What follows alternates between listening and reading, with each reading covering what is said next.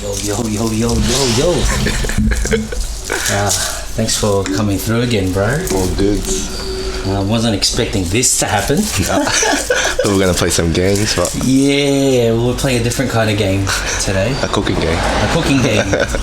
Since the popularity of my Filipino accent has become a thing, man. I'll feel free to swing the mic around if you need to. We'll do. We'll just let it's a bit windy in here today, so we'll just let this shit fly out. What's been happening, bro? Nothing much, bro. Just the same old dancing every day. Yo, for the last 15 years. Man, daily, you reckon? Yeah, non-stop every day. If I'm not dancing, I'll be thinking about dancing. Yo, that's crazy, dude. It is. Like this is primarily dance, as in speaking of your daily thing. That dance is your full-time job, isn't it? Pretty much. Yo, that's crazy. How's that been for you, bro? For the 15 years, how's it been, bro? I'm still learning, bro, every day. Like each lesson I teach, I'm still learning from that. You think you got it, but you don't. Yeah. Never. Yeah. Always something more to learn. Yeah, I agree with you on that. Like our sessions alone, like I'm learning so much, and I realized, after not teaching dance for so long, you just get, it's not a good thing, especially if that's what you do, and that's how you learn shit. You know? You're gonna have to apologize. Some of this shit's just gonna fly in your direction. Oh, gee, bro. But yeah, man, like, so have you been dancing for 15 years, or you've been dancing for longer than that? So I've been dancing for 16 years, but professionally 10 years. 10 years, yo. So were you just starting to dance when I first met you, when you come in with Efren and his dad to that Sunshine event? Yeah, just started just then. Just started then. Yep. So I started with breaking first.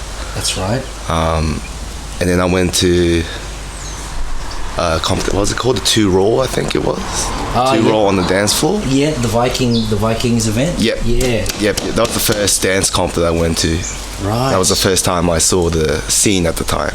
Yo. It was crazy, bro. It was crazy. Like all I knew was breaking, but that one night I saw, the choreography, the hip hop choreography at the time. And I saw you on the stage. You were doing locking, popping, and breaking. I think you were doing a showcase for K-Star at the time. Yeah, I think that was a judge's showcase. Yeah. Okay. Yeah, and then I was just like, whoa! I didn't know there was a scene here. Right. But where had you seen a scene before? Just in Sunbury. We just had like these breaking videos. That's all I knew about any form of dancing at the time. No shit.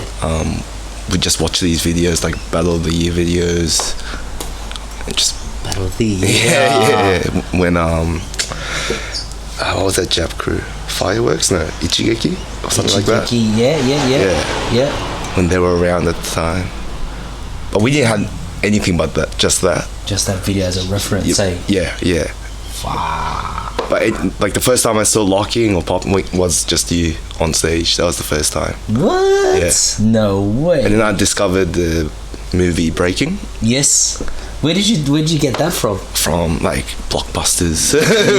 Every Friday night we used to just go and rent videos. Yeah.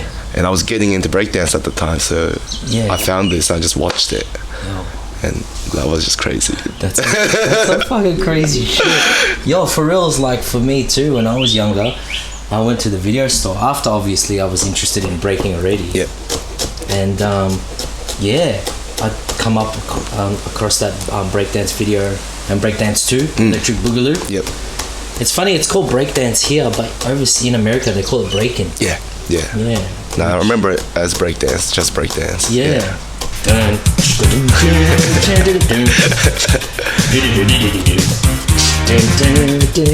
Yeah, I love that fucking movie. As cheesy as it was, right? Fucking out on the street. what's the chick's name? Special K. Yeah. I reckon, like, I mean, you know what? To be honest, I saw that in the early 2000s. That video, yeah. Yeah. Late 90s, so 98, 99, 2000s, somewhere there. And during that time, bro, there was already like some pretty famous celebrities that were whatchamacallit. They were already sporting the short hair look. And Special K was like, you know, she's pretty, man. I think she's pretty. Yeah. You know, had some in her own way, like that short hairstyle, and then it was like the love interest between her and Turbo, was it? Yeah, Turbo and Shabadoo. Yep. Yeah. Oh shit! I need to watch these fuckers. Oh, their names again? Turbo and Ozone. Ozone. That's right. Yeah. That bit where they were like body rolling on each other in the garage. Yeah. That's some hectic shit, man. Fuck, I need to rinse this.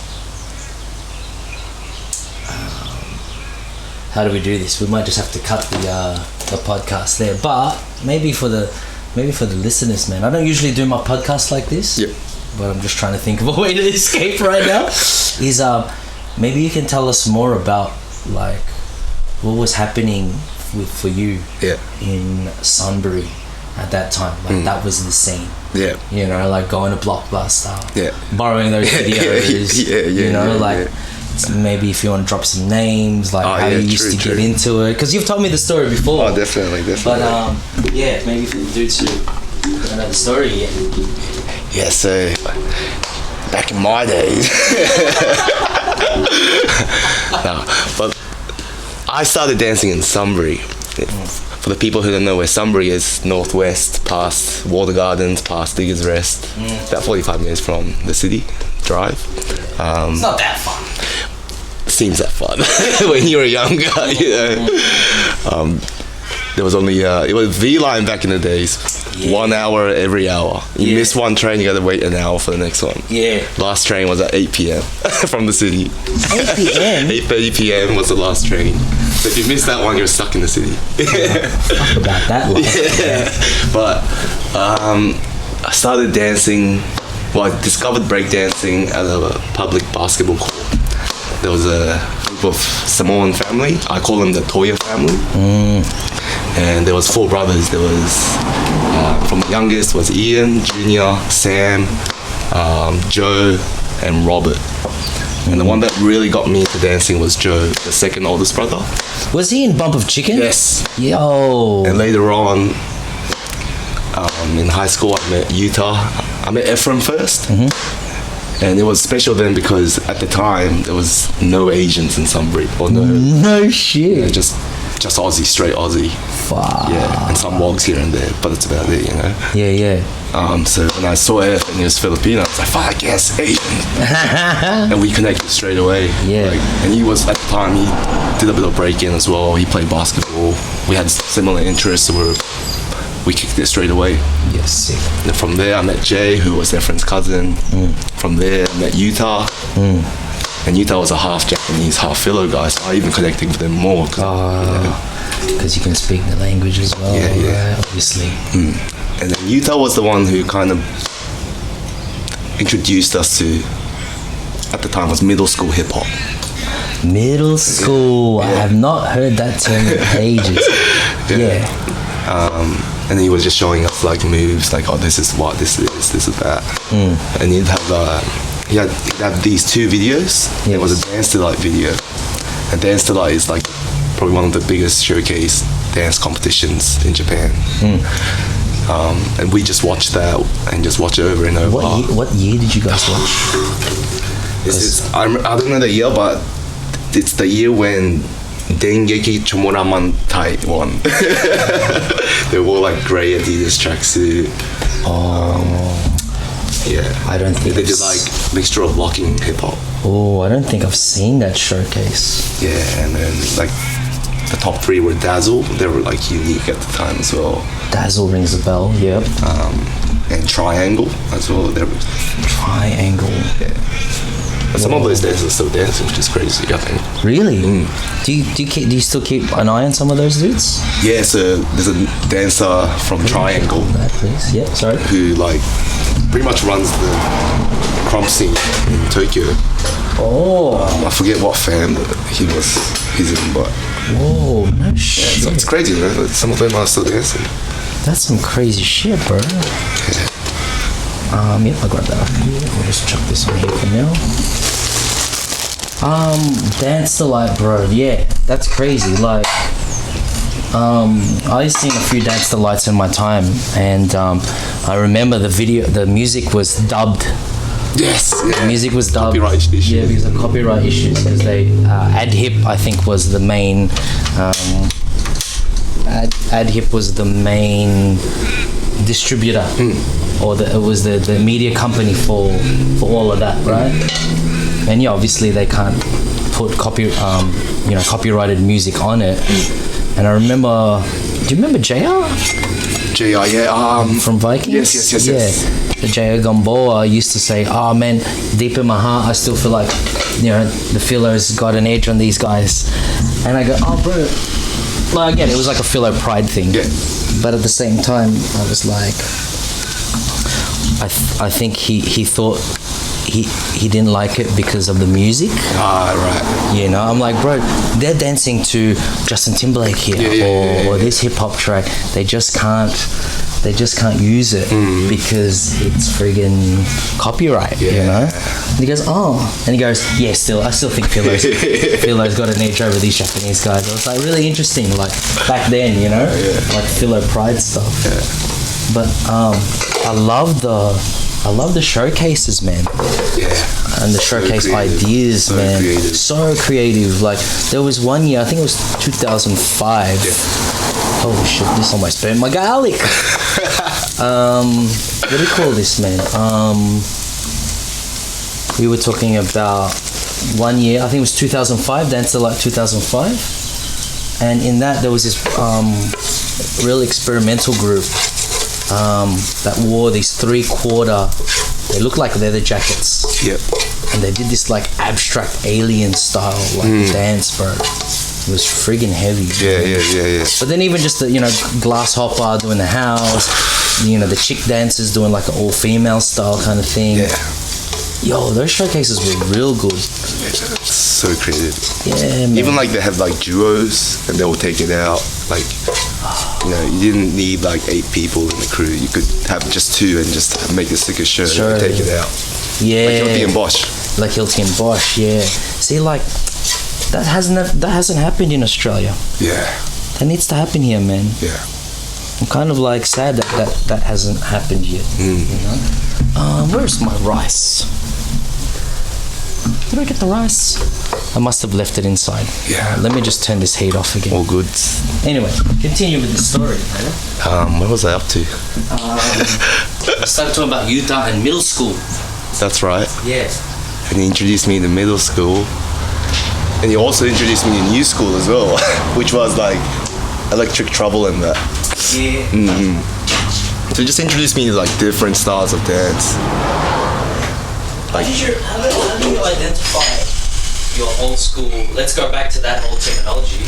How do you identify with old school, middle school, and new school? Yeah. When I watch the video, I'll hear it. For me, old school is like, there's no real schools, but old school is 80s, middle school is 90s, and new schools is 2000 and up. That's how I see it. So like old school is New Jack Swing kind of music-wise, New Jack Swing. 90s is that gangster hip-hop era, and 2000s is whatever they're playing now. So for me, like, music-wise. Yeah, that makes a lot of sense. And then in terms of like their relation to each other in the dance, like, like I look at the new school kids, and as much as it looks different, like I feel like it's still very related to the whole hip hop feel. Oh, definitely. Yeah. The style. Yeah. Yeah. like what do you, how would you compare, because you would have done them, you would have done all those steps and styles, like how would you compare those moves and whatnot? To be honest, there's not much difference. Like I think they all have the same foundation, whatever it is, whatever groove it is. Yes. It's just getting remixed. It's like, oh, I've seen that before. Yes. You know what I mean? Like, look, what's a good one? Like even the nene, that hip movement and the shoulder movement is like real similar to like the breakdown kind of movement. Yeah, right. It's just exactly the same. It's just different music, the way they hit it in music as well. Yeah, but going back to Utah, and you guys learning about middle school and new school. So then, how did that influence you to become, you know, to where you are now? Like, what were the next things that you guys ended up doing, or you ended up doing? Let's focus on your story. Well, for me, from there, like in hip hop and stuff, I wanted to do that, so I stepped away from breaking, more into like back in the day we used to call it tachiodori in Japanese. Tachiodori, yeah. Meaning standing dance. Yeah. I wanted to focus more on that and just practice with Utah at Efren's house. You know, wouldn't call it training, but just like trying to copy what he was doing. And then from there, like, I just went to more jams, not jams, but competitions back in the days. Just seeing more. And then one time I entered this battle called Raw on the dance floor. Yep. It's like an exhibition battle. Yes. Utah's crew ended up taking that. Yes. I think I was there that year. That was a good year. Yeah, that was sick. So it was like full on, you got serve style. It was like 5-on-5, crew on crew. Yeah. All style. You could do any routines, how many routines as you want. And there was no like, okay, this is 5 round battle. I felt like it just kept on going till. Yo, I need to see the footage again. I know if there was any, because I can't remember the details specifically. Yeah. You know? But yeah, I entered that battle and Claire and her crew were there at the time. Funky Fresh. Yeah. And I used to look up to them a lot because I saw them in almost every competition I went to. They would be there as a guest showcase. Yes. Because they won the previous Raw. They had quite a name for themselves. Yes, they'd already developed a full name for themselves. Yeah, and then as a teenager, they were like superstars. That's how I saw them anyway. That's crazy. And then Claire asked me, oh, do you want to join Funky Fresh on that night after they saw me battle? And I was like, hell yeah. That's how the story goes. And from there, they call me Little Utah. Oh, true. Because after VOC won Raw, 2 Raw, they became pretty famous as well. Yes. Utah especially because he was like half Japanese, half Filipino. Real handsome looking guy. Yeah. Mad style. Mad style. He definitely had his own original style. Yeah. At the time. Yeah. And from there, just did crew stuff, entered comps with them. Then later on moved on to another crew called Beat Phonic. Beat Phonic? Oh, you're part of Beat Phonic That's too? well, yeah. I had no idea. I was in Funky Fresh and Beat Phonic at the same time and entered the same comps. Both sides. I probably remembered that, but I think back then we didn't give a fuck. No. I think back then it was like, yeah, why not? You know? Whereas now people are like, oh, it's not fair. He's part of 2 crews. Yeah. Whatever bullshit like that. It was funny. So that would have taught you a whole different skill set as well, hey? Yeah, till then I didn't know how to count. Like I think Alvin taught me how, who was the director of Beat Phonic. He'd be teaching in counts, whereas I think Funky Fresh would be more to like the lyrics and that. Right. Yeah, till then I was counting till 9, 10, 11, 12. Crazy. Yeah, that's when I first got the rhythm, I guess, of the music. Right. Like know how to listen to music, I guess. Crazy. And then there was a lot of us in that group, probably more than 10. But in that group there were me, Deloy, Martin, Jay, and Efren in Utah. 6 of us were like the main boys in that crew, and we had the same interest of doing this other style of hip hop. Yes. Oh, so wait, were all of you in Beat Funk? Yeah, that's how we all met. Oh, I didn't know that. Yeah. At one point, we were all in the same crew. Oh, no shit. How did I miss that? Yeah. Even Lenny got down with us one time. That's right. I mean, you know, because I was already friends with Alvin, yeah? But I guess maybe because I was so caught up in the b-boy world, I just didn't pay attention to that side of things, you know? But yeah. After Utah left, like the country, I think that's when us boys were like, hey, let's do our own thing. Right. What year was that? 2004, 5, something like that maybe. Yeah, right. And that's how Jigsaw Sneakers came to be. Shit. Wow, to hear that for the first time. Even though I was around during that era. Yeah. We're in the same era like that, you know? Yeah. Quite true. Crazy. Wow. So I guess, you know, like then you guys sort of moved on to like becoming the main hip-hop guys for... I think we were the first in Melbourne. I think so, yeah. The first, at least first in... like what we now know as hip-hop dance, you know, because I've heard stories but I've never seen them. I've only met some of them and they talk about it, and they would do a little move, but you know, you don't know, they don't have footage of them back in the 90s doing what was called hip-hop, you know. In fact, most of the guys here were calling it New Jack Swing. Yeah. Remember that time everyone would call it, we do some New Jack Swing, you know, kind of vibes. And so you guys had established yourselves as the first main hip hop crew in Melbourne. So I'll grab that off. I just realised it was still in your hand. So like, I guess maybe tell us a bit about like what that was like to be, you know, like that hip hop crew, because I remember it was Shakedown, I think was the name of an event, and New School Club entered that, but I'd already know some of those members, Mike,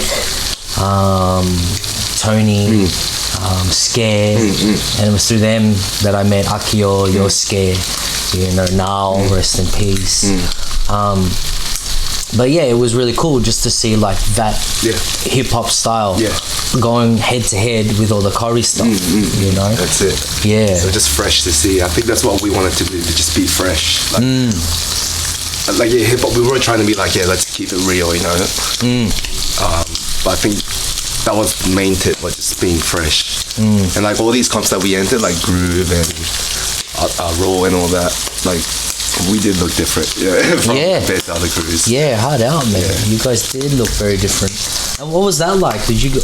What kind of reception did you guys get for that? From the other crews, they were just like,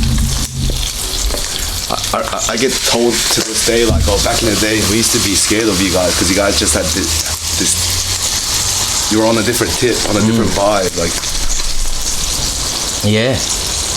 And I guess we were kind of like giving that vibe off, like, we are different than you, different than you. Yeah.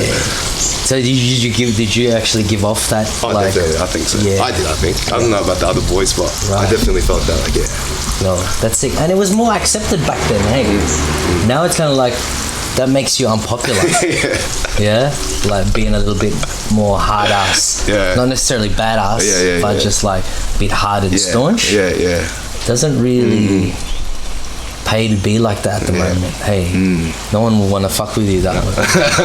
So weird, huh? I'm just trying to paint a picture of what it was like back then, and at least for me, like, it's a memory. You know, like it is for you as well. But I don't know what you went through 100%, and the kind of challenges you faced and the cool things that you used to do. So it's kind of like a trip down memory lane, just to paint a picture for people. You want to maybe start with like just how you guys hung out, like how you guys trained. It's exactly that. That's what it is. We were just hanging out. We'd be practicing and training, but we wouldn't be thinking like, oh, this is training, or let's train. It was more like, oh, let's get together, dance a bit, do other stuff a bit, you know, just hang out. Yeah, it's more of that. So it didn't really feel like it was hard or like we were putting in the work, because it was just fun. Yeah, no, that's important. Yeah. How about like when you were going into like competitions, interacting with other crews and places you would go? Yeah. Oh yeah. In terms of competitions, I reckon we'd only vibe with the people that we fuck with. We wouldn't really try and be fake and trying to be mates with everyone, you know? Because that wasn't us. Not saying we were being haters, but like if we weren't vibing with a crew or that person, like we wouldn't waste our energy and time, you know? Oh, we were like how you guys like interacted with other crews, you know? That's right, yeah. So I was saying like we used to just kick it with the people that we vibe with, you know, and not really waste energy and time on people or the crews that we didn't really get down with or vibe with. Yeah, makes sense. And that's just like, you know, we didn't have to be friends with everyone. We didn't have to be fake to impress everyone. Yeah. There's a bit of that. Hey, there's a bit of that now still. Oh, definitely. It's probably worse now. Definitely, yeah. Plastic shit. Yeah. So it's sometimes like we wouldn't even talk to any of the crews because it's just like, oh, you're a bit too cheesy, or, you know. Yeah. I think that's the hard thing about this hip hop style, you know, like, and the culture.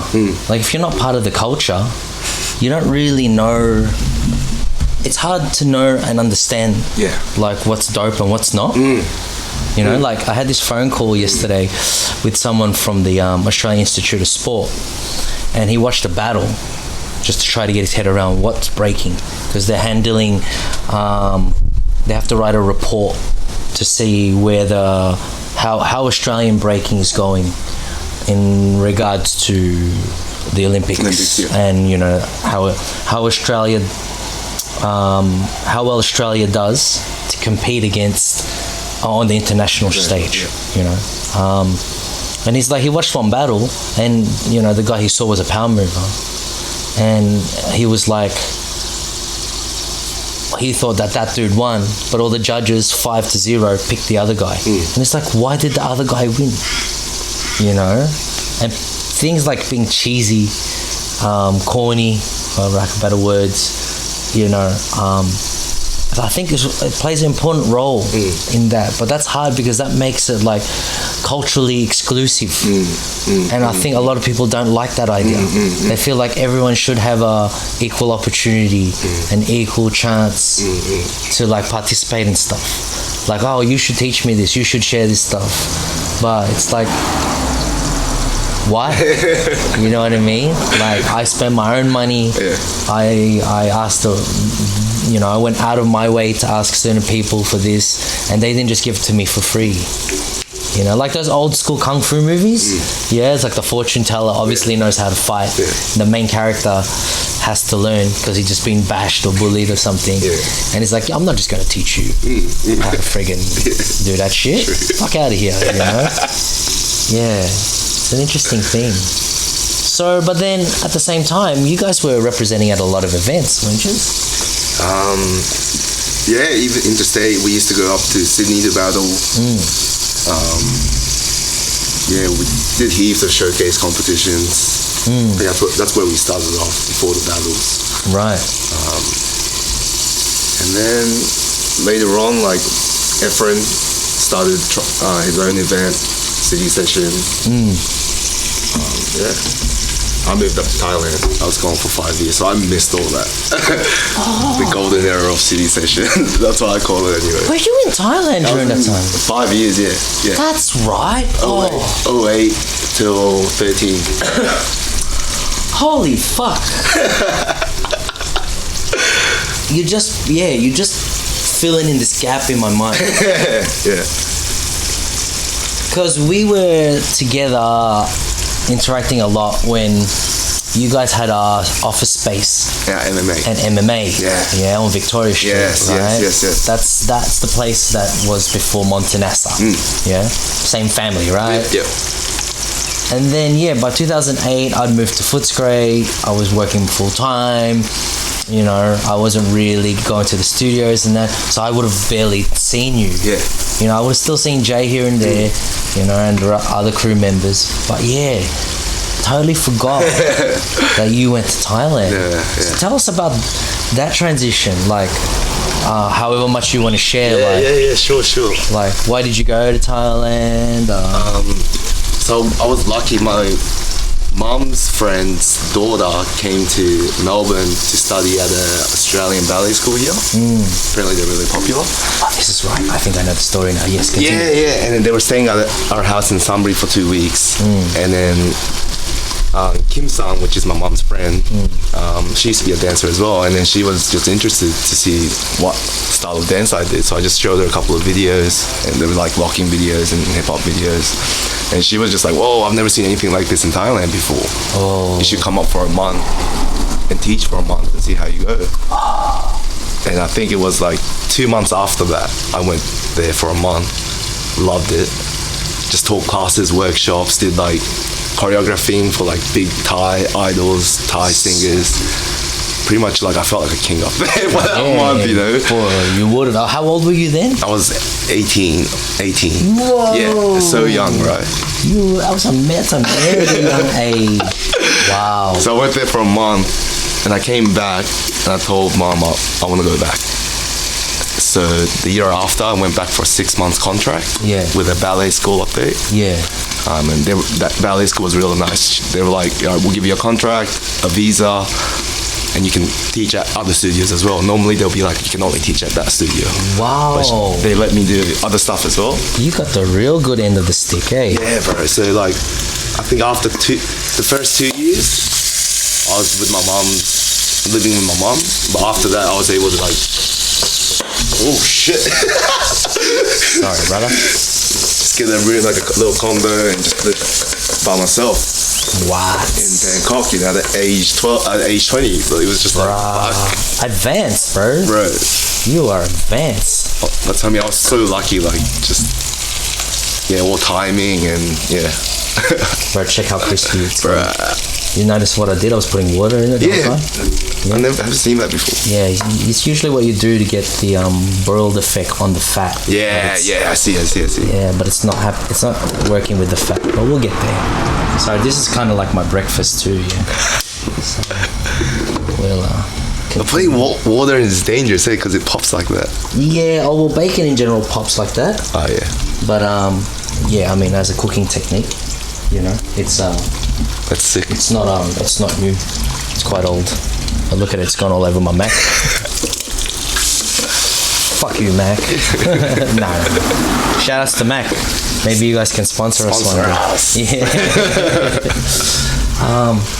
So you were living the life pretty in much, Thailand. Man. Yeah. And so this thing that was supposed to be 1 month extended to 6 months. 6 months, and then you got a contract. And then they asked me if I wanted to extend it. So every 6 months I'd extend my visa, and it ended up being 5 years. So 2008 you would come back, what, 2013? Yeah, the start of 2013. No shit. Yeah. So as I was coming back, you'd have just come back too. Yeah. You were in Japan? Yeah. From 2011 or end of 2011 to 2014, I was in Japan. Yeah. And then when I moved back, a week later, Jay moved to Singapore.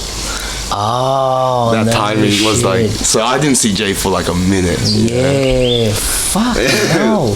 Did you return? Did you come visit often while you were? I'd come back probably once a year. Once a year. Yeah. What time? Christmas time? Just whenever. I think it was cold. No, it wasn't. No, it was cold. It was cold. So it would have been summer or something like that. It was summer in Thailand. In Thailand, so mid-yearish. Yeah, April, May. Yeah. It would have been April because Songkran. Yeah. But they used to visit me. F visited me twice. Jay visited me once. Yes. Claire. Yeah. Indai. That's Ralph, right. They all went in Rico, 2009. They all came up. That's right. We hung out for a night. Whoa. That was fun. You're filling mad gaps into my mind right now, man. Yo, they brought me back Marlboro Golds. Sick. Yeah, and they were like tiny packets. Yeah. I remember, but yeah, fuck. And then so like, how come you decided to move back? If you don't mind me asking. Yeah. So the main reason was for the dance. Like I was seeing what the boys were doing here. Yeah. Online. Yeah. And then I was doing my own stuff in Thailand, but at the time, I think the level was, they just started in Thailand. Right now, they're blowing up like crazy. Thailand's huge now. They leveled up heaps, right? Yeah. But back in the day, it wasn't enough for me. I wanted something more. And every time I come back to Melbourne for that quick break, I'd always get inspired, like seeing Nish, seeing other people, seeing Josh and all that. I'd get inspired, so I think I missed that. Yeah, and right. I was like, yeah, I'm done in Thailand for now. I'll go back to Melbourne. And that was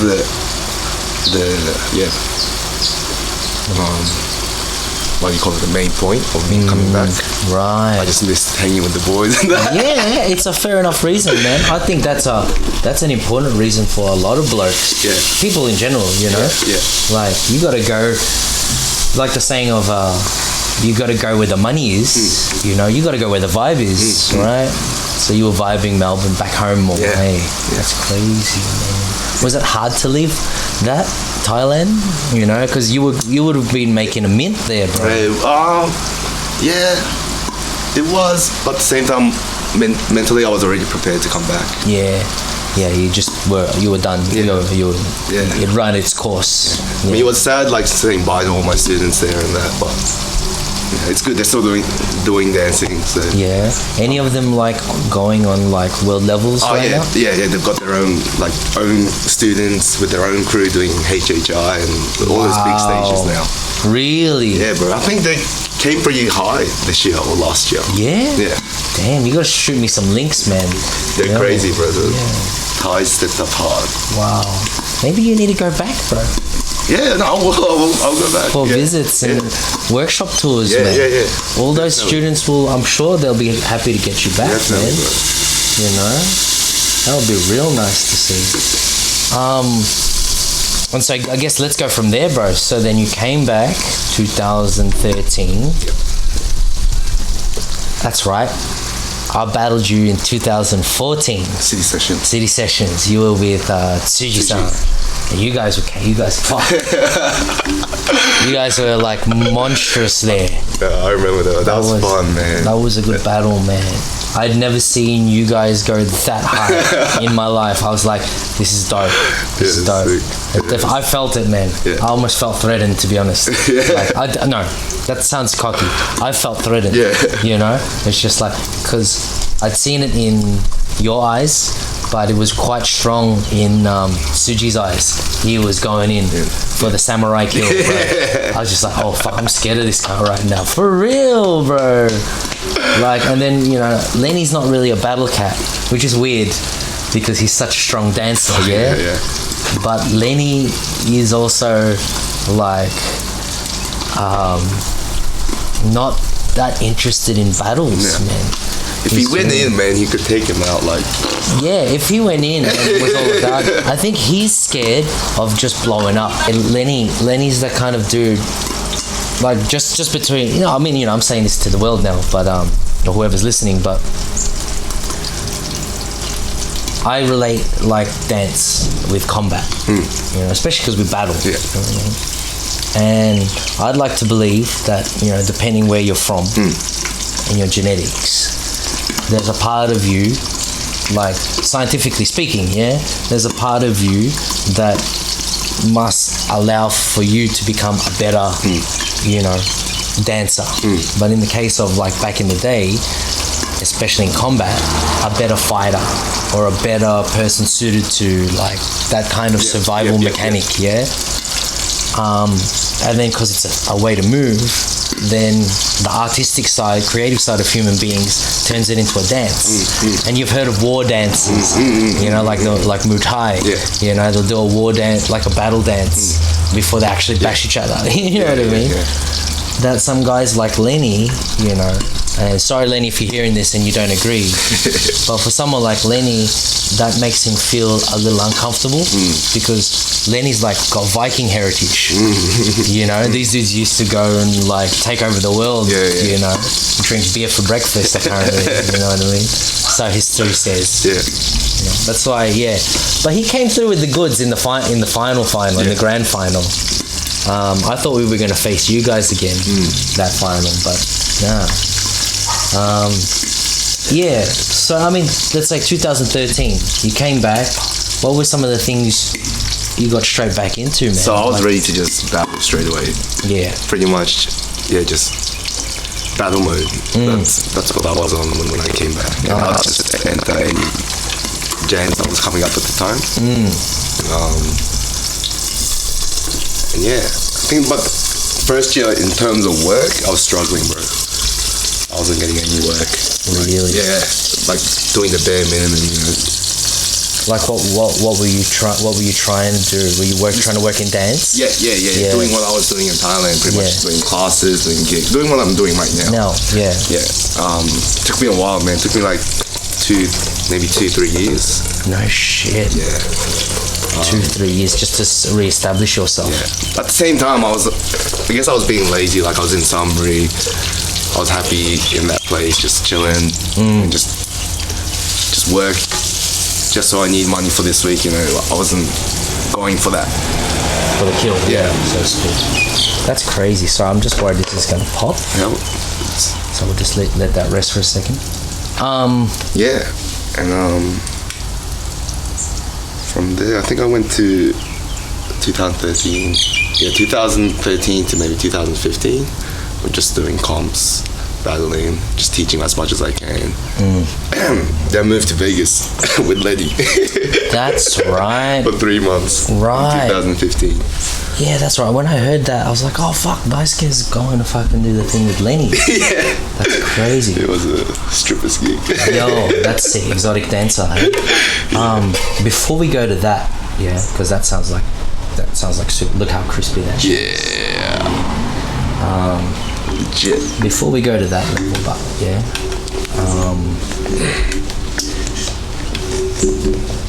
coming back, you say you were a bit slack, whatever. But I've got a feeling. I mean, I've got a feeling, but at the same time, it wouldn't have been easy to just jump back into it and get work, because unfortunately at that time, and I feel like still today, just in general, man, the Australian market just doesn't understand what we do. You know, there's not exactly a clear market for hip-hop at the moment. Still. You know, it seems like it's an Asian thing to do. Which I find very odd. You know, it's like it's an Asian dance. You know what I mean? How did that happen? You know, it's like it's an African American dance. It's been on TV for ages in the music videos. Then all of a sudden it became like a Asian dance. You know, at least the classic style. I don't understand why, you know, other ethnicities get into it as much as Asians do. I guess because maybe the information channels are different. The sources are different. While some of these Asian kids probably real clued up on social media, some of these other dudes aren't. But what's weird is it's like it's more natural in, let's say, Africans, you know, islanders and that, to move in a certain way. Yet there's only a handful of those guys in our community. I don't understand that. You know, there's hardly any wogs dancing. You know, this style. You know, maybe Kori, yes. You know, hardly any Arabs. You know. Like hardly any Philos even. There's more Philos doing Kori, I get that, because, you know, and I get why the other islanders dance the Kori, because it's like part of our culture to do mass moving dances. It just seems like too few to me. I feel like there should be more. Do you think it's not appealing, like this style? I reckon. As I guess Kori, you know, but then at the same time it's like obviously choreo's not for everyone. Like breaking might not be for everyone, but it seems to go the other way more than it does to, let's say, hip hop. You know, and I don't understand why that is. Yeah.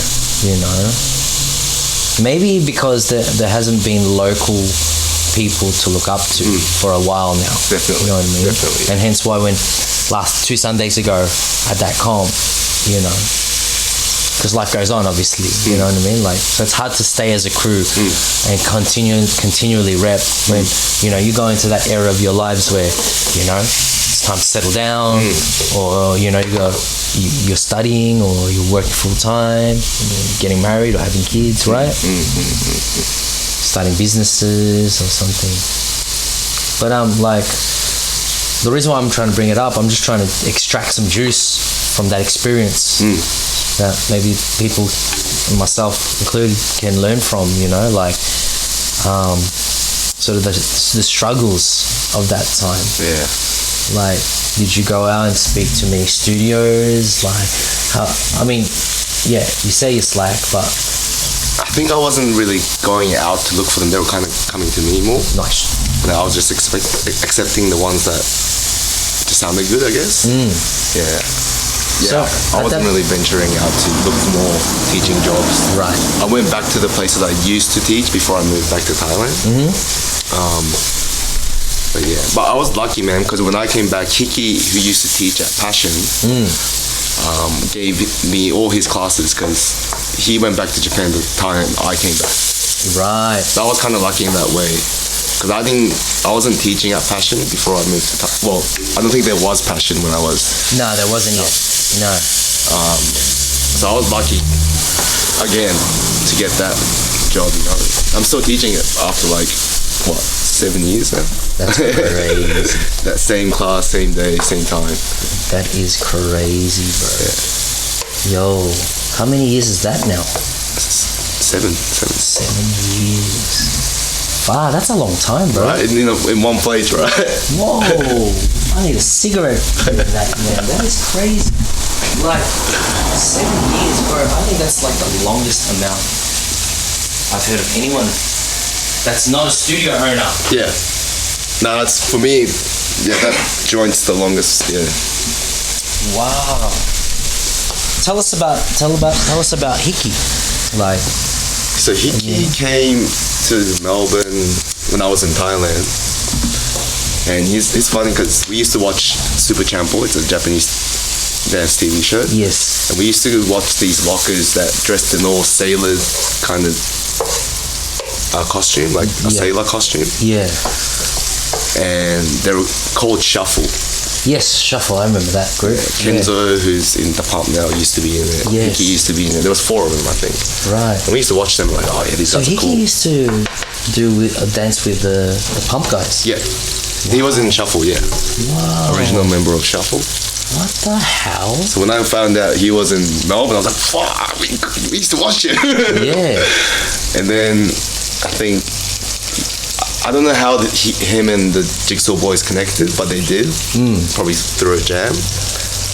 And then later on, I think Hickey kind of, I don't know if he joined Jigsaw, but we're doing showcases with the boys and stuff. Wow. Yeah. That's crazy. I didn't really connect with him because like I wasn't living in Thailand. But him and like Jay, I think they're close because he used to live in Jay's house. Right. Yeah. Yep, so they made that connection. Yeah. Because like when I'd met Hickey, he was still in Sydney. Yeah, that's right. He was through the dance school stuff, and then he moved to Melbourne. It's crazy. Wow. That's awesome, man. And then I guess so then you moved to Vegas for like 3 months. 3 months. And what was that experience like to go to like the exotic dance level? For me, I wasn't stripping, so I was more like directing the show. Like I'll choreograph the dance sets, and then I'll be part of the show, but like not have my top off, you know. So it just felt like doing a normal show, but with just heaps of females watching us, screaming for us, you know. But in terms of show-wise, like It was like a normal dance show with a bit of games here and there. Say that again, sorry. It was like a normal dance show, like a 90-minute dance show with games in between. Yes. You know? Games. Yeah, so they have like body shot games. Whoa. Yeah, these stripper games that they have. They would get quite sexual. Yeah. They love it, man. Wow. Yeah. Was that good payment? It was really good. It was good. Like they paid for our commo. At first month we did a show every night. Whoa. And we'd get paid per show, so yeah. All you had to worry was just food, you know? Yeah, but you were getting paid enough to feed yourself. Yeah. That is crazy. And bro, have some of that. the fatty bit. Yeah, grab as much as you can. Yeah. Actually, me and Lenny was living in this little hotel room. Sharing this little hotel room for 3 months. What's Vegas like as a place to live, man? It's just like what you see in the movies, bro. It's party every day. Wow. Just music pumping everywhere. Whoa. Um, Is there like a quiet end, like where people live, or is it like suburbs? so there's like, yeah, there is. Yeah. But we were living in downtown. Yeah. So that's right in the heart of the city. Yeah. Yeah, you have the strip, which is that's where all the big name casinos are, like Caesar's Palace and all that. 10 minutes from there, you have downtown, which is, they call it the Old Vegas. Oh. Yeah, it's a little bit more older and a bit more cheaper than the strip. Right. But yeah, it was crazy, bro. Like my lifestyle was, I'd wake up at 9 p.m, do the show at 10, finish by midnight, party till like 6, 7 a.m. Whoa. Sleep by like 10, wake up at 9, do that again. It was like that. What a life. Non-stop. Do you mind me asking what the figures were for what you earned? Oh, yeah. It's like $150 US per show. Oh, what? And the show goes for 90 minutes. Whoa. I'm probably dancing in 30 minutes of it. Yeah. That's crazy. It's a good gig, bro. That's a mad gig. Yeah. And did you save any of that money? No. Bro, I came back probably with, I did like 2Ks, 2G. I could have came back with a lot more. But I spent it partying up there. So dumb, bro. I was just having fun. Bro, I mean, how old were you then? 3? Yeah, mid-20s. Bro, that's the time. And first time in the States, it was the Vegas. Yeah. Let's hear about. You want rice now? I got sinangag here. I'll get it to you in a sec. Sorry. Do you want me to do anything? Nah, we're good. Well, actually, you know what? You can. I'll pass you this rice. They gotta eat. Yep. And then I'll give you the bowl. So we just want to distribute half and half. Half and half. Yeah. Do you want to use all of that? Yeah. Okay. Or what you think's enough? This is how you make garlic fries. Yeah. It's more like a baked rice than a fried rice. Yeah. So you don't use that much oil, and it works better with a non. So good. Yeah, man. It works better with a non-stick pan. It's a filler thing, hey, garlic rice. Yeah. I think garlic, just like ginger, is a thing for, they're good. They have antibacterial properties. Yeah. You know. I love garlic and ginger. Yeah. It's probably something we may have already had before the Spanish came, or we learned those techniques from the Spanish. Right. And Chinese. Yeah. I reckon many other cultures too.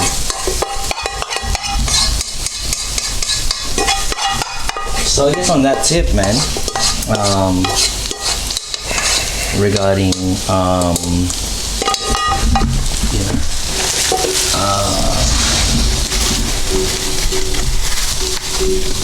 that lifestyle in Vegas. Obviously, we don't have that culture here. No. Oh fuck! Now I realise something. Can I borrow that rice bowl again, please? I'm gonna scramble the egg in here. Yes, save the washing. Ghetto. what I'll do And is... picks up all those garlic as well. Yes. Nothing goes to waste. What was I gonna say? But the dancers in Vegas were crazy, bro. They're fresh, super fresh. As in like the other street dancers? Yeah, street dancers. Yeah. How many did you meet there? So where we used to live, it was like it wasn't a hotel, it was like a motel. Yeah. It's called Gold Spike. Yeah. Right under it is this biggest club in downtown. So we were living above a club. Oh. What the fuck? Yeah, it was insane, bro. Like, people would line up to get into this place. All we had to do was show our key cards. Yeah. We'll be through. Yeah. Really? Because we lived there. That is crazy. And this was a hot joint for dancers to come because it was downtown, it's cheap drinks, good place, good music as well. Whoa. So every Friday, Saturday, they'll have just people rocking through. Just there'll be circles everywhere, you know, like a circle with girls just shaking their butt. You have a circle full of walkers there, a circle full of just breakers. What? A big circle where just people are just getting down. What? What I noticed in Vegas, everyone knows how to get down. Like everyone. Like whether they're just doing a two-step, they just know how to move to the music, you know. Right. And like, I met like you know Fiction. Fiction. He's like a big name dancer. I'm not sure. Hey, maybe by face. Yeah, maybe by face. He's been on like World of Dance and stuff. Yeah, right. This? Yes, please. Thank you. But I met him there. Sick dude. Yeah. And we just at a local club, you know. Right. And did you learn things from this guy? We were just battling like each other, like jamming, exchanging. Wow. Like he was on those like the turf kind of style, you know, on your toes. On your toes and bending the arm. Yeah. Like dislocating the shoulders. Yeah. Whoa. Oh yeah, I think I know who you're talking about. The main dude from one of the main dudes from OGs of that culture. Yeah. Yo, that's crazy. And I guess like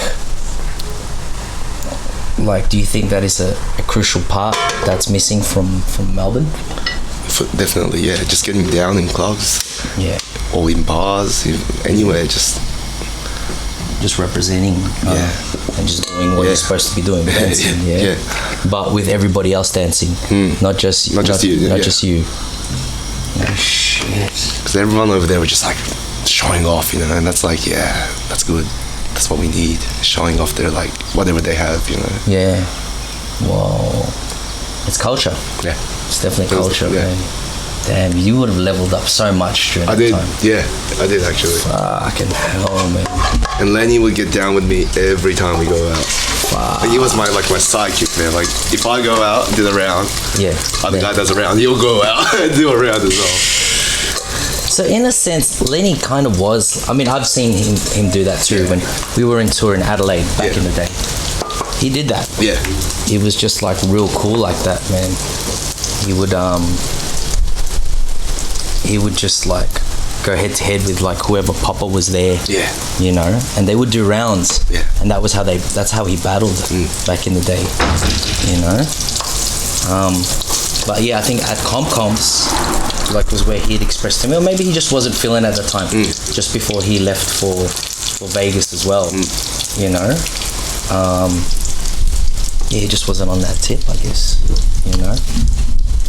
It's fun, man. Because wherever we go, man, Lenny would just make friends with anyone. Yeah, he's that guy. He's that guy. He's that guy. Very so by social. the time I left, Vegas knew Lenny. Like he would walk down the street and you'll be like, "Oh, that's Lenny, it's Lenny." Yo. Bro, you can make friends like that, bro. Bro, that is so fun. That is so dope. Nah, this is the thing. Hey, whereas kind of here, it's such a small community, you make friends real quick as well. Yeah. But then there's no much more expanding beyond that. I mean, you know, you meet more internationals now. Not like before. In the early days, there was hardly any internationals. Now there's too many. You know. But yeah. All right. So that one's yours, yeah? Yes. Yep. I know that one. Oh, you can have the bigger one. That's right. What we'll do, bro? Nah, that's yours. The big one's yours. Sorry, I don't have the right, because we're doing this for the gram. Are you gonna flip it on this? Nah, I'm gonna keep it up like that. Oh yeah. Yeah, so that was pretty hot, man. If I can get you to pass me your plate.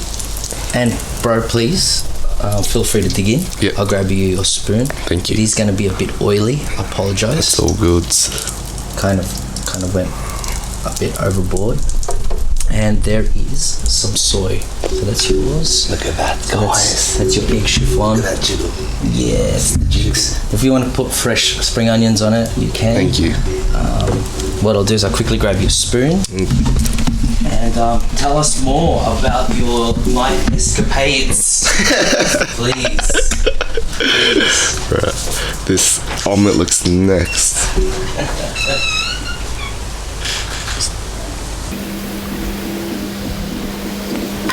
Yeah, bye. This looks sick.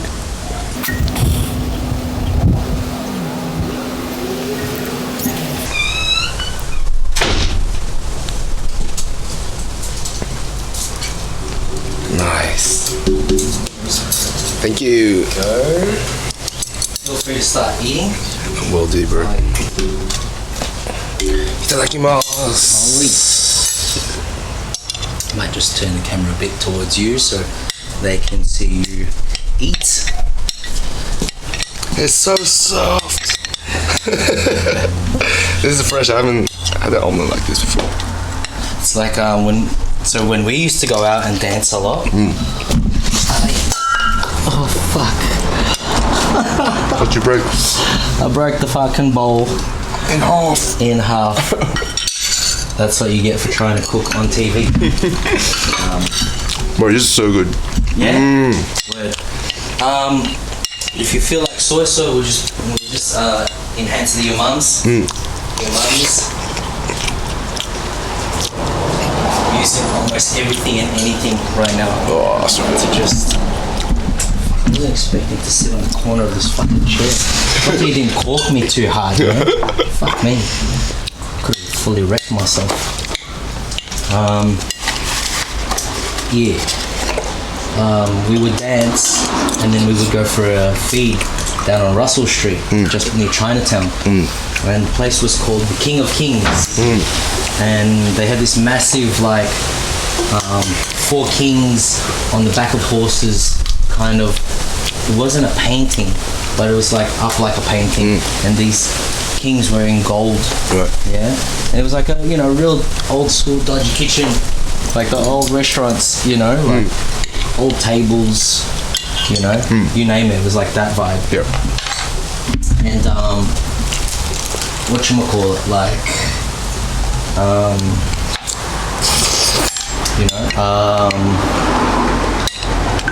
we would always order the egg chiffon. Egg chiffon. Right, and you can have chicken or beef. And so basically it's like that. It's like you just imagine chicken thigh or beef strips cooked in egg. The bottom was crispy and on the edges, but the inside was still a bit runny. Nice. Just like very cooked, high heat, rapid. And then they would serve it on top of a rice like that, so it was underneath rice, like an alma rice. But they would also, like an omelette rice, except they would serve it with duck sauce. And in recent months, getting back into the cooking, I'm starting to realize, like, excuse my ghetto cooking style, guys. I realized, man, like, how important the sauce is now. So that's the next step for me. Like, I'm getting the basics of cooking much better. It's like foundation, I guess. Yep. How you handle your food. You don't want to handle it like how I'm doing it today, But yeah, how you would handle your food and just trying to step it up to that next level. You know what I mean? Yeah, it's about learning the foundation and then putting your own touch to it. That's exactly it. And this garlic rice is so good though. Bro, I'm glad you like it. If this was a normal rice, it would be like, I need something more. Need something more, right? Garlic punch is good. Yeah. I mean, I guess I don't generally cook like this.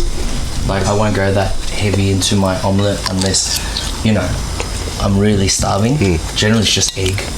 You know, and I was just about to do that, but I figured, maybe I should just do the same as yours, so I can get the same kind of. Bro, I didn't know they sell these.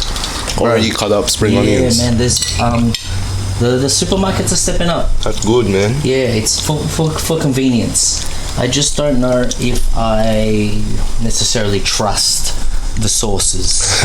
You know, not the sauce, but the source. Like where it's coming from. You know. Because I have had really good organic food before. Yeah. And yeah, bro, turn the water jug into your omelette mixing tool and just use your fingers. Ghetto as fuck. Let's go watch how you cook this omelette. Yeah. Generally, I mean, I'm still not good with these portable gas stoves. Still learning how to handle the heat. It doesn't really get low. That's the issue. But yeah, you kind of just want to get. It's good when all your ingredients are ice cold, and then you make it hit a hot pan. Yep. And it fucking makes it super crispy. But you see how the air bubbles are forming there? That's kind of what I'm looking for all the time. It's just to fill away. It's like creating a wall around it. Yeah. Keep the juice in. And it's also like that sort of filler way of like frying certain foods. We like the crisp. Yeah. You know, I think a lot of Asia likes the crisp. Whereas Western cooking is more about like cleaner flavors, so to speak. You know. In Thailand, they almost like deep fry it. Exactly. You know. Yeah. They put it in like hot as oil and just chuck it on. It bubbles up, and then you take it out, and it's just like The thing is, right, when you cook properly like that in high heat, what happens is it doesn't absorb that much oil actually. You know. All right. Because it's only there for a short period of time. The longer you keep it in the oil, obviously, the more it's gonna absorb. And so that's the issue with my cooking. Oh fuck! I forgot a prime ingredient. I'm sorry, but if you want it, tomato. I'll add it. Mancini cheese. A cheese. Yeah. If you want, I can slice you up some. It's your call. I'm alright. Yeah, sweet. This is good. Yeah, cool.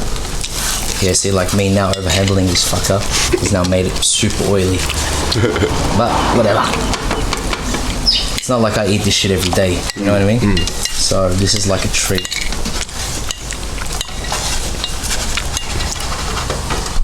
I haven't had rice in a minute. That's why probably is so good. Oh, true. You don't eat much rice? I'm trying to cut down. True. Why is that? Because of the carbs thing? Yeah. True. Fair enough. I drink too much beer. I'm cutting down on my rice. Yeah. No, that's fair enough. You know? That's fair enough. I smoke too many cigarettes, so that's why I've stepped up the exercise. You know? Doesn't make sense. Yeah. But can I get you to pass me the soy sauce? Yes. Thank you very much, sir. So let's go back to the story with the Vegas and then coming back and then comparing of, you know, how people get down. Like, what do you see in place for yourself and the future of your dance, as well as the future of let's say hip-hop dance or locking? Because, you know, I'll say it for the record, you're one of the very few proactive members that are actually growing your own community. You know, it's gone to that point. It used to be like we were all part of the same community, you know, but now it's kind of like separate communities that come together as a kind of bigger community, right? Yeah. So I guess, from wherever you'd like to start, you know, about, the future of dance in Melbourne. Yes. A hard question. Or even if you're not really thinking about it, like, whatever. I think it's just starting to, this hip-hop thing, dance in Melbourne, it's just starting to happen. Like, it used to be, like, it's been around, but I feel like more younger generation is picking that up now. That's a good thing. Yeah, like the other week there was a jam, All Styles jam. Like that's rare in Melbourne. Yeah. We're probably lucky to have it once or twice a year. You know, but I think I've seen more of that. Like there's another jam tomorrow. That's within like a month. You know, 2 jams within a month. That's like crazy in Melbourne, bro. That's crazy. So I think it's growing definitely. In terms of hip hop as well. To me now, I just think all the bigger, like, not calling anyone out, but just like what do you call it, the bigger corporations or bigger groups that are promoting hip hop, but they're not really practicing hip hop or even promoting the actual style, but they're just using that name for marketing. They need to like kind of change that mentality around. Otherwise, it's never gonna get established. No. It's gonna be like, oh, this person did a full-time course, and in that full-time course they had a little hip-hop section that they had to, you know, pass. And after you pass that, yep, you're a hip-hop dancer, you can teach hip-hop dance. That's what it is right now in Melbourne. So I think bigger companies just need to like step up and just be real with themselves and be like, this is not that. Yeah. I think. No. But it's slowly happening, definitely. I used to preach a lot online. Like, I used to call out crews and like saying, like, "This, you guys are hip hop, blah blah blah blah." Yeah, bro. Wow. This is probably when I was 2013 when I just came back on fire. You know, I don't do that anymore. But yeah, that's really interesting. How was that received? You know, you have haters, then you have people that agree with you. Like I call that a big competition here in Melbourne in 2013, saying you guys aren't doing hip hop, but they were calling it hip hop. But the following year they changed it. I know what you're talking about. Yeah, you know what I mean. So I don't know. I'm glad I kind of made that status because it changed. I wasn't like dissing on it, I just wanted to, because I cared, I guess. Yeah. If I didn't give a shit, like I wouldn't say any of that. But you cared. Yeah. And it's true. It's almost like, oh yeah, this omelette rice thing, and you know this way of cooking it is, you know, it's Japanese. Shut the fuck up, man. It's not Japanese. Yeah. You know. Oh, it's what is it then, filler? Shut the fuck up, man. It's fucking llama shit. Yeah. No. That's dope. And I'm glad that scene did flip it to that point. They said it's is choreography. Perfect. Nothing wrong with that. Exactly. And it's got hip hop in it, it's got other styles in it. But to say it's hip hop is wrong. Yeah. A lot more than that.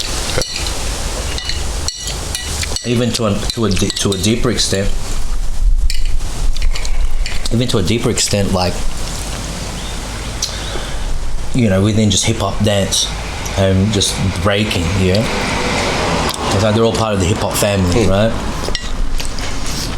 But hip hop has its roots so established in the Bronx that it's like always the graffiti, where the MCs, you know. I'd like to see things to like go to that level. It's just that they've developed so separately, you know. It's so hard to, you know, have like ultimate crews like that. But imagine like these comps, for example. And comp that's being a contentious issue recently. Like, this isn't hip hop. It's just a competition. And you're not even representing the hip hop element well enough. It's hard, you know. That's like trying to like get all the best parts of whatever culture and put that into a space. It's nearly impossible. But imagine you got to that level, competition based. Yeah, right. Where I don't know how you would do it. Like, I don't think it would necessarily work on stage. You have to be pretty multifaceted. But imagine you had a giant crew. Like, you had your artists, you had your rappers, maybe some of them were singers. Sick. You had your dancers, you know, you had your DJs, like not just one of each, just like multiple, or maybe just one of each, yeah. And you would do as just one component of, let's say, a 2-day event, yeah. You'd have to go up on stage and do a performance with all 4 things. Yeah. You know? So there'll be a dude painting in the background while a dude's DJing, while there's a rapper rapping over that, and the dance goes to that song. You know? It's like a full theatrical experience, you know?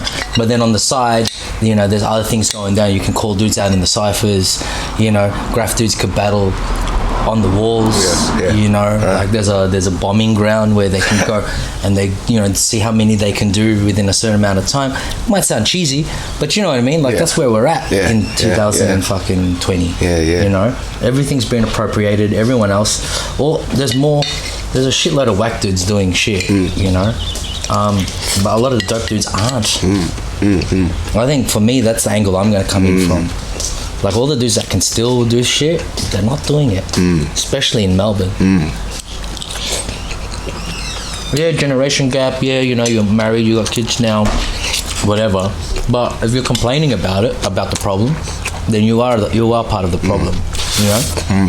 At the same time, dudes get rusty. At the same time, there's dudes who are all tall, and they were never really anyone in the scene back in the day. All of a sudden they're on this high horse, like back in the day. It's like, fuck, shut the fuck up. Where were you back in the day? Where are you now? I can't believe you're on this thing. Like, get off the keyboard, cunt. You know what I mean? Different for you, because you were someone who was proactive. And that means a lot to a community. When someone from the community speaks up, you know? I kind of try to avoid that confrontation, just because it's just not what I do. But sometimes I do feel like I need to speak out and say some things, you know. But yeah, you know, like I also like to talk about how, you know, if something like that happens where they change the name, and then there isn't something in place for all the people who are looking for hip-hop to go to, you know, and there is, like you, but that's 1 in a million, you know what I mean? There's not so many sources. If there were more sources, like in Japan, you know, then you get varying levels of quality, you get varying levels of like specialist styles or learning or things like that, you know. Then you start creating like more of an actual ecosystem. You know, our community is so small, man. That's why it's so hard to make moves here. You know what I mean? And I also think too, bro, like it goes along the lines of like, I've lost my train of thought for a second, but let me bring this back, let me reel it back in. It's like, let's say if we treat this like a basketball league, you know, if we treat this like a basketball league, then every week people know they can go to this spot and they can catch rec, they can learn and practice, they can witness other people, they can have role models, you know, similarly to how originally, and like you experienced it firsthand from the place that it comes from, you know, America, although it was in Las Vegas, where all the dancers would go however many times a week, you know what I mean?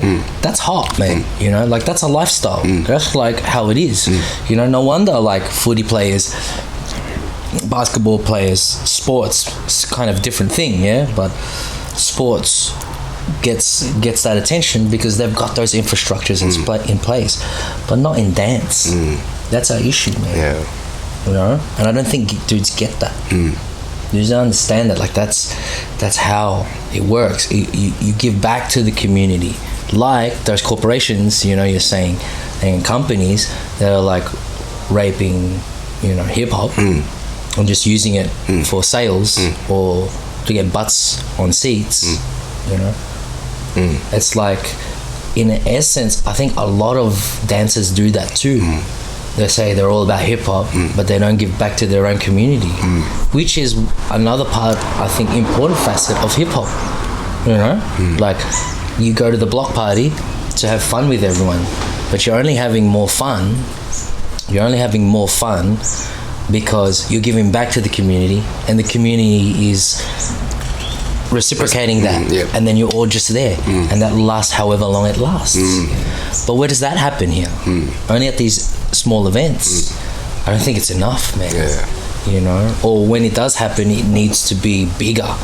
Like, not bigger in terms of like lights, camera, action, and, you know, bigger production value, but just more people. There was a lot of people that weren't at that jam on that Saturday. Fair enough, they might have been busy.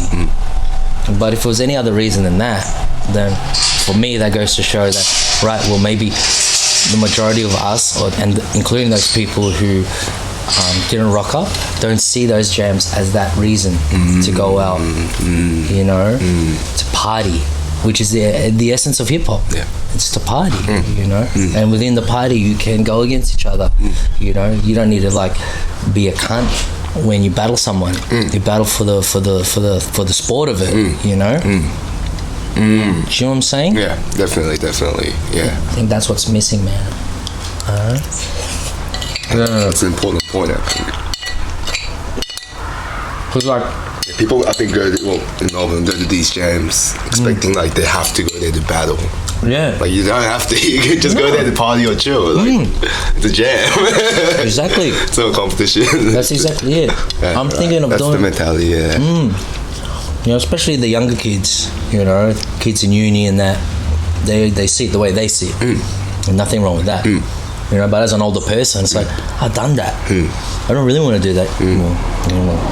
Maybe I'll just have some beers. You know, it's an non-alcohol event, sweet. I'll just sneak it in. You know what I mean? Like, or if not, they hold the event at a place where we can have beers. You know what I mean? You know, like if their parents are there, you know, then they can have beers too. So at least they can relax. You know what I mean? Or wines or whatever. You know, BYO, you just pay a corkage fee.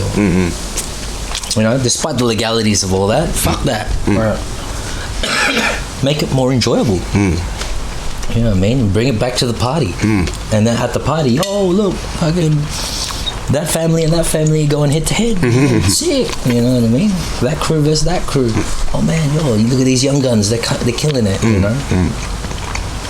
Yeah. The idealistic world, you know?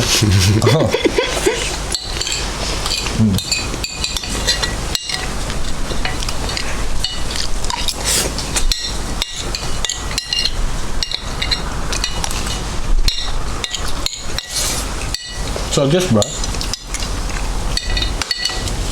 to wrap it up,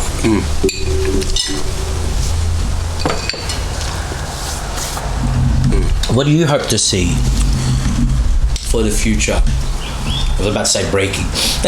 The future of like yourself first, and then maybe like the dance or the culture or Melbourne.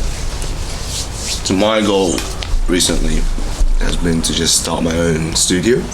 And for real. Wow, that's big, bro. And I thought if I do that, I can have my own group of kids. They can become the community on the next gen. And I can teach them the way I want. Yes. You know what I mean? Like, not how some other studio owners wanted to. Like, I have my own syllabus. What I know, I'll teach to them. Create my own little, like, next gen, I guess. I think they'll take it up to the community and then spread that culture. Wow. That's the ultimate goal, but. Wow. I could already imagine that studio, bro. That would be sick. Imagine even promoting as run by a Japanese, even that market. You know, none of that, so you might have like sick little Japanese kids coming through. You know what I mean? Coming all the way from the other parts of Victoria, just because it's a Japanese run service. Wow. That would be amazing, man. Whoa. That'd be cool. That would be cool. And not just dance, but like you said, like if I could, at the end of the goal, like have like MCs coming in to teach MCing, like a whole hip hop kind of academy kind of feel. You know? Wow, that'd be cool. I think that would be cool, man. Yeah, man, it needs to happen, man. And if you ever need you know, if I can be of any service to you Definitely. for that, yeah. Definitely your advices. Yeah, man. I mean, quite similarly, you know, I'd like to do something along those lines, but maybe not necessarily a studio just for dance.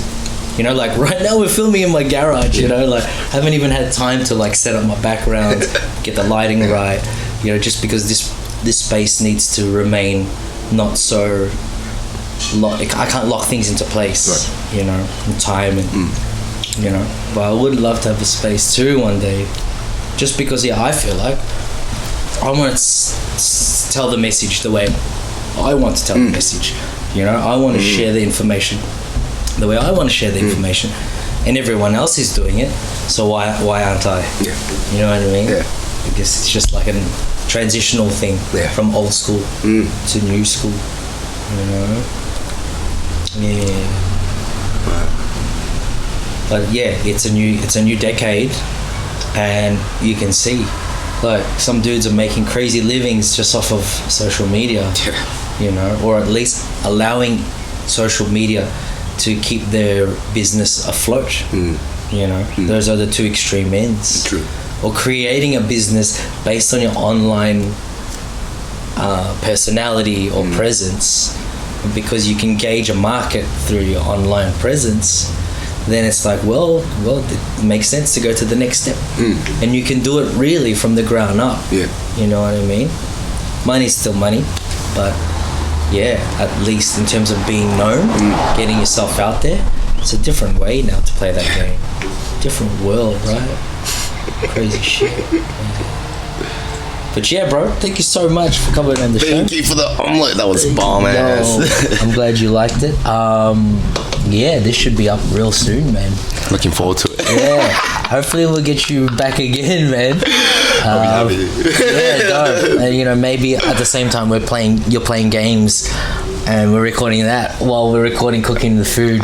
Yeah. We'll do the whole kit and caboodle, bro. Yeah, dude. Whole kit and caboodle, man. Sweet as, bro. Thank you so much, man. Thank you. Thank you, Lama. Thank you. It's delicious. Bro, thank you so much.